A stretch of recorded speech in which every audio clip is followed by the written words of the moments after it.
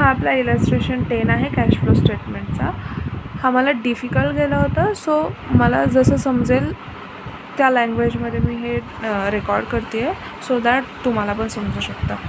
So याच्यामध्ये आपल्याला direct method आणि इनडायरेक्ट मेथड दोन्ही सॉल्व करायला सांगितलं आहे.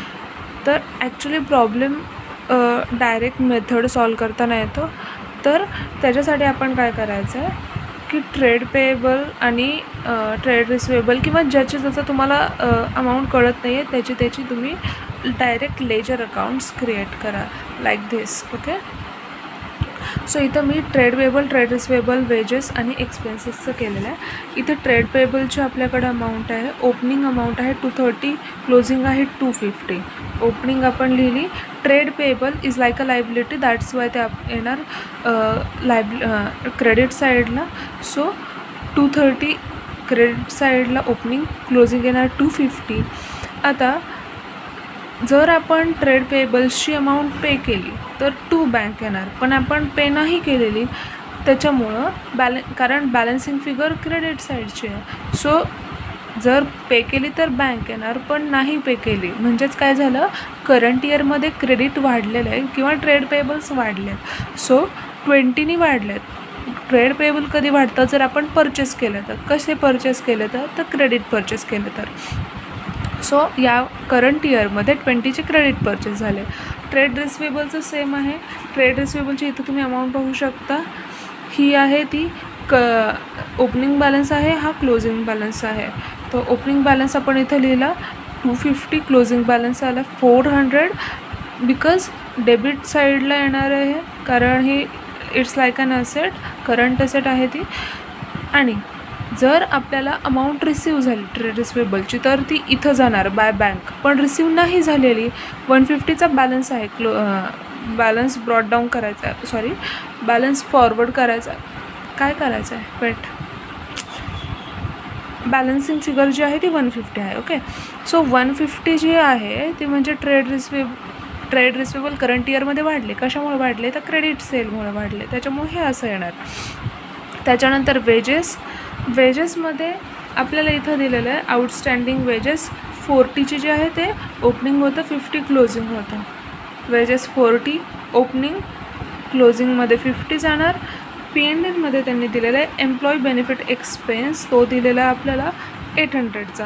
सो इथं घेतला आपण 800 आणि मग जी काही बॅलन्सिंग फिगर येते आहे ती बॅलन्सिंग फिगर आपली जाणार, कट होणार बँकमधून, म्हणजे ते आपण पे केली आहे. सो ते जाणार बँकला किती 790. त्याच्यानंतर एक्सपेन्सेस इथं आउटस्टँडिंग एक्सपेन्सेस आहे 10, 20. हे घेतलं आपण 10, 20. त्याच्यानंतर आपल्याला अदर एक्सपेन्सेसच्या कॉलममध्ये 200ची अमाऊंट दिसते आहे P&Lमध्ये. सो आपण इथं P&L घेतलं 200 आणि इथं बॅलन्सिंग फिगर जाणार 190ची बँकमध्ये, म्हणजे आपण पे केलं 190च का तर ती बॅलन्सिंग फिगर आहे. हे सगळं ह्या 3 फिगर लिहिल्यानंतर 190 राहते आहे, 190 येणार बॅलन्सिंग फिगर आणि जे की आपण पे केलेलं आहे. सो हे मी 4 अकाउंट मला जेवढे लागत आहेत ते मी क्रिएट केले. तर आता आपण कॅश फ्लो स्टेटमेंट बनवूयात. मी अजून एक इथं अकाउंट प्रिपेअर केलेलं आहे, ते म्हणजे इन्कम टॅक्सवाला, कारण नंतर आपल्याला इन्कम टॅक्स पेडची अमाऊंट काढावी लागणार आहे. इथं आपल्याला प्रोव्हिजन फॉर टॅक्स जी की ॲज अ लायबिलिटी मानली जाते, शॉर्ट टर्म प्रोव्हिजन लायबिलिटी साईडला येतं. सो याचा जो ओपनिंग बॅलन्स असणार आहे प्रोव्हिजन फॉर टॅक्सचा, तो येणार क्रेडिट साईडला लेजर अकाउंटमध्ये. So this is the income tax ledger. त्याच्यामध्ये क्रेडिट साईडला ओपनिंग बॅलन्स येणार 180. प्रोव्हिजनचा जो आहे, प्रोव्हिजन ही लायबिलिटी आहे, सो क्रेडिट साईडला ओपनिंग बॅलन्स येणार आणि त्याचाच क्लोजिंग बॅलन्स येणार 200 डेबिट साईडला. त्याचप्रमाणे आपल्याला दिलेलं आहे ॲडव्हान्स टॅक्स. ॲडव्हान्स टॅक्स म्हणजेच काय तर असेट आहे आपल्यासाठी, करंट असेट आहे, कारण आपण ॲडव्हान्स पेमेंट केलेलं आहे, तर ॲडव्हान्स टॅक्स हा आपल्यासाठी असेट झाली ती. सर त्याची 180 ओपनिंग बॅलन्स आहे. ओपनिंग बॅलन्स असेटची ओपनिंग बॅलन्स ही नेहमी डेबिट साईडला जाते, त्याच्यामुळे 180 ही आपण इथं डेबिट साईडला घेतलेली आहे. आणि ॲडव्हान्स टॅक्सची ॲडव्हान्स टॅक्सचा क्लोजिंग बॅलन्स जो आहे तो जाणार इकडं बाय बॅलन्स ॲडव्हान्स टॅक्सचा 195.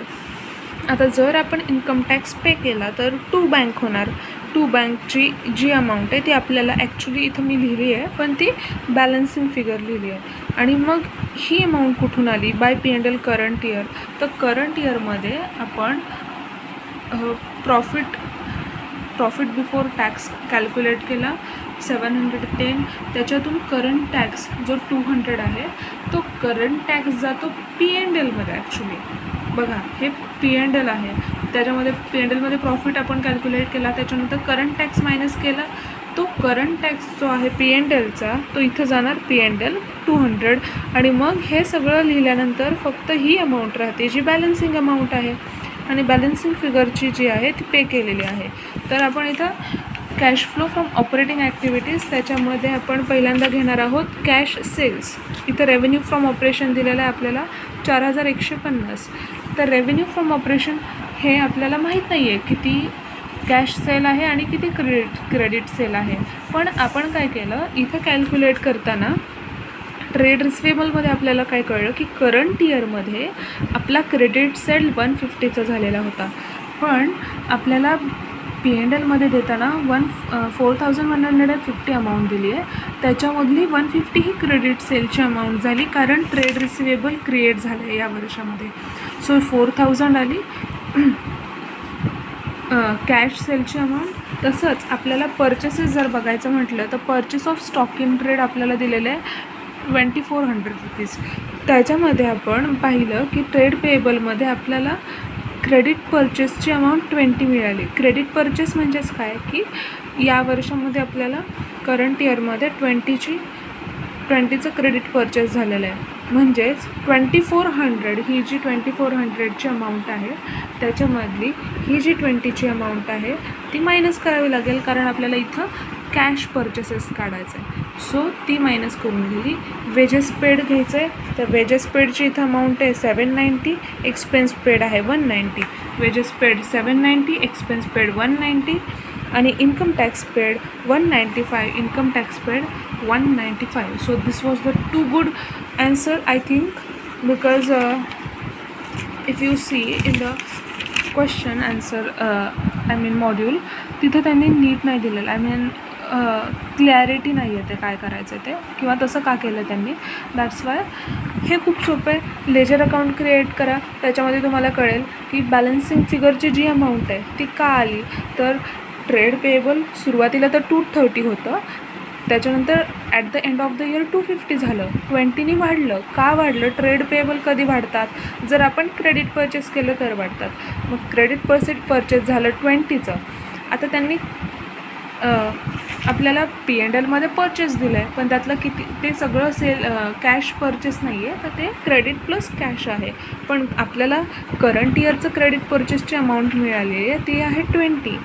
मग त्यात 20 जर आपण टोटल परचेसमधून लेस केलं तर आपल्याला कॅश परचेस मिळणार. So this was the two good I think solution for understanding. Thank you.